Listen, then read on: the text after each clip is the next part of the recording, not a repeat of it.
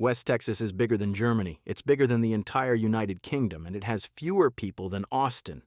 This region, vast, oil-rich, and completely empty, stretches across 250,000 square kilometers of desert. You can drive for hours and see nothing but scrub, tumbleweeds, and the occasional abandoned oil derrick. No cities, no infrastructure, no reason for anyone to live there, yet for 150 years, people have been going to West Texas to get rich. They strike oil. They build towns. They make fortunes. Then the oil runs out. They leave, and the ghost towns remain. So why does West Texas stay empty when it literally sits on one of the world's largest oil reserves? Let's establish the scale. West Texas is roughly 250,000 plus square kilometers. Covers about 40% of Texas, includes the Permian Basin, one of the world's largest oil fields.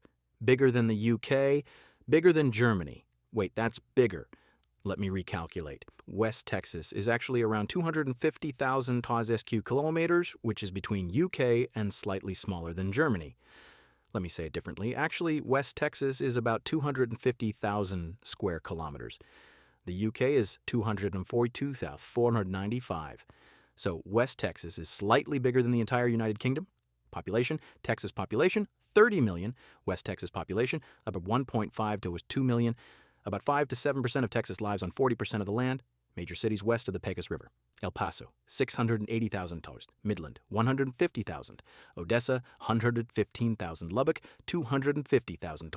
Amarillo, 200,000. Everything else? Small towns, oil boom sites, and vast emptiness. You can drive for 8-10 hours across West Texas without seeing a city. West Texas isn't just empty, it's hostile to human settlement. Here's why. Temperature. West Texas experiences extreme heat. Summer temperatures regularly hit 43, 45 degrees Cs. SOM areas exceed 48 degrees Cs. Winter can drop to 15 degrees Cc. Thy S temperature swing from extreme heat to freezing is brutal on infrastructure and people. Rise and fall. El Paso gets 250 millimeters of rain per year. Lubbock gets 450 millimeters. Compare this to U.S. average, 760 millimeter New York, 1,060 millimeters Houston. Wanting 200 millimeter West Texas is semi-arid to desert. You need irrigation for farming, and irrigation requires water, and water doesn't exist in West Texas naturally. Water, this is the killer factor. West Texas sits over the Ogallala Aquifer, a massive underground water reserve. But it's being depleted rapidly. It's not renewable at current usage rates. Groundwater wells are increasingly dry. No rivers provide surface water. Rainfall is too low to support agriculture. West Texas is dry. Bon-y dry. And getting drier every year due to climate change and groundwater depletion. Terrain. The landscape is flat, monotonous scrubland sagebrush, yucca, and hard-packed desert. The Ree are no mountains to provide water or scenic value. The Ree are no forests. The Ree are no natural harbors. The Ree are no geographic features that make it naturally attractive for settlement. It is just empty desert as far as the eye can see. So, why did anyone ever go to West Texas if it's so hostile? One word: oil.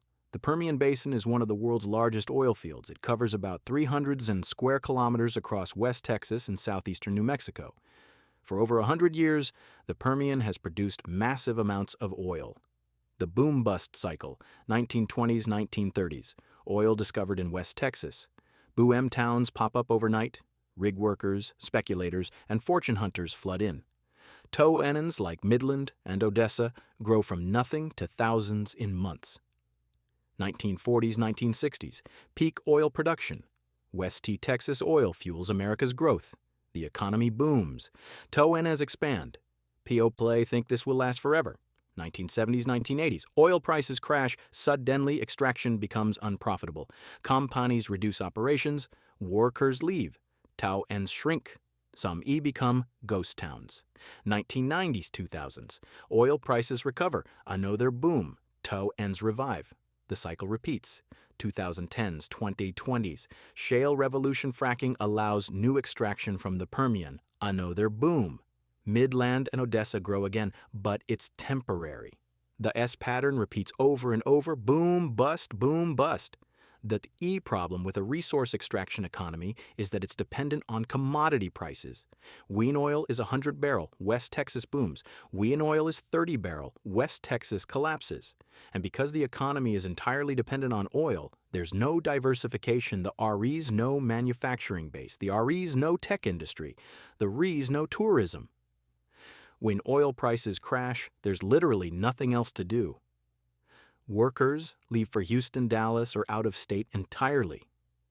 Young people don't stay. Why would they? Jobs are temporary. Economy is volatile. And the place is brutally hot and empty. If you want a stable career and a livable city, you go to Dallas or Houston. St. Texas population is transient. Her E's Y, Midland, Texas. Population 2010, 111,000. Population 2020, 150,000. Population 2024, 150,000. That growth during shale boom showed promise, but it plateaued. Even during the boom, people don't want to stay permanently. Why? No quality of life amenities. West Texas has extreme heat, no mountains or natural beauty, limited culture or entertainment, few restaurants, museums, or attractions, poor air quality, limited medical facilities outside major cities. No career diversity. If you're not in oil, there are almost no jobs. Teachers, nurses, and service workers earn less than Houston. Tech H workers? Forget it. There is zero tech industry. Housing is expensive. During booms, housing costs spike as oil workers flood in. But it's not because the city is desirable, it's because there's no housing supply. Once the boom ends, housing prices crash. S instability prevents permanent settlement. Education. Good schools are limited to major cities. Small towns have underfunded schools. Parents with young children want good schools. The Y leave West Texas. Social isolation. Small towns in West Texas can feel incredibly isolated. The nearest city is 200 plus kilometers away. The nearest major city is 500 plus kilometers away. Young people feel trapped. Psychological toll, the heat, the flatness, the isolation, it takes a psychological toll. Payopal described West Texas as monotonous, depressing, and alienating. It's not a place people dream of living. It is a place people go to make money, then leave. The data is clear. People don't want to live in West Texas permanently. Even during oil booms, when jobs are plentiful, population growth is minimal. When booms end, people leave rapidly. Compare this to Houston. Population 2010, 2.1 million. Population 2024, 2.3 plus million. Consistent growth even when oil crashes. Houston is growing. West Texas is stagnating. Even when West Texas has more oil wealth per capita than Houston. Scattered across West Texas are dozens of ghost towns, places where oil booms created temporary populations that vanished when the oil ran out. Terlingua, Texas, population at peak, $2,000. Population now, 50 permanent residents. What happened? Quicksilver mining boom ended. Eve Ryan left. Tada, it's a tourist curiosity. Gut Hari, Texas, population at peak, 1,000 plus. Population now, 20 permanent residents. What happened? Oil boom and bust cycles left it behind. Now it's on the edge of Big Bend Desert. Win K, Texas, population at peak, 5,000 twas. Population now, 35 permanent residents. What happened? Oil economy boomed, then busted repeatedly. Now mostly empty. The SE ghost towns are scattered across West Texas like monuments to temporary booms. They are proof that the region cannot sustain permanent populations. Eve Rye boom eventually busts, and when it does, people leave. What remains are crumbling buildings, abandoned oil derricks, and memories of wealth that came and went. St. Texas's future looks bleaker. Climate change is making the region hotter and drier. Projections for 2050-2100. Average temperatures could increase 2 to 3 degrees Celsius. Rainfall could decrease 10-20%. The Ogallala aquifer will be further depleted. Extreme heat events will be more frequent. Water stress will intensify. The region is already at the edge of habitability. Climate change pushes it further over that edge. What this means, agriculture will become impossible in many areas. Groundwater depletion will accelerate, oil extraction may become less viable. Living conditions will worsen, Young people won't move to a place that's getting hotter, drier, and economically less viable, so West Texas will continue to empty out. You might think, but West Texas has oil. The Permian is one of the world's largest reserves. Should that keep people there? The problem, oil industry automation. Mode RN oil extraction requires fewer workers than ever. A SINGLE well can be managed by a handful of workers. Frac King rigs operate with minimal crew. Processing happens at centralized facilities. Meanwhile, oil companies are investing in automation and remote operations. The future of oil is fewer workers doing more production. So even if West Texas remains an oil producer, it won't employ the massive workforces it once did. More wealth extracted. Few are people to share it.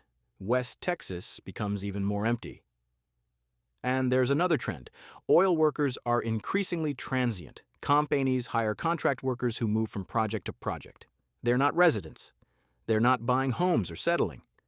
They work for months, then move to the next oil field.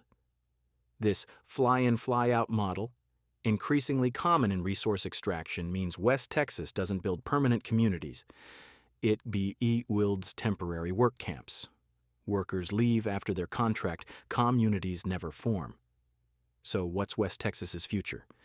Scenario 1. Oil remains profitable. West Texas continues producing oil. The Permian stays active, but population remains at 1.52 million. Middle and Odessa grow slightly. Small L towns continue to empty. Oil booms and busts continue. West Texas stays mostly empty with pockets of economic activity. Scenario 2. Oil industry declines. Renewable energy transition accelerates. Oil demand drops. West Texas oil becomes less profitable. Operations reduce. Population crashes. Middle and Odessa shrink. Small L towns die. West Texas becomes truly empty, like the ghost towns now. Scenario 3, economic diversification. West Texas invests in renewable energy, agriculture, and tech. Population grows and diversifies. Cities develop real quality of life. This seems unlikely given current trajectory, but it's theoretically possible. Most experts predict Scenario 1. West Texas stays mostly empty with oil as the only significant economic activity. So here's why West Texas is empty. Because it's a place where geography made it hostile to permanent settlement. Oil made it temporarily attractive, and boom-bust cycles proved temporary attraction isn't enough to create real cities. West Texas has everything you'd think a region needs to succeed: massive natural resources, space, strategic location. But it has nothing people actually want: water, pleasant climate, economic diversification, or quality of life. The oil will eventually run out or become unprofitable. When it does, West Texas will empty out completely. What remains will be ghost towns, abandoned derricks, and the memory of temporary booms. But here's my question for you. If you were offered a job in Midland or Odessa, say, $150,000 a year, good benefits, would you move to West Texas? Your options: yes, take the money. High salary is worth the sacrifice. No, quality of life matters more. I'd rather earn less in a better place, maybe, but only temporarily. Work for 3 to 5 years, save money, then leave. It depends on, tell me what would make you stay permanently. And bonus question, should the U.S. invest billions in developing West Texas, making it more habitable through new infrastructure, or accept that some regions are just meant to be empty? Drop your answer in the comments. West Texans, tell us why you stay. People who left, tell us why you couldn't take it anymore.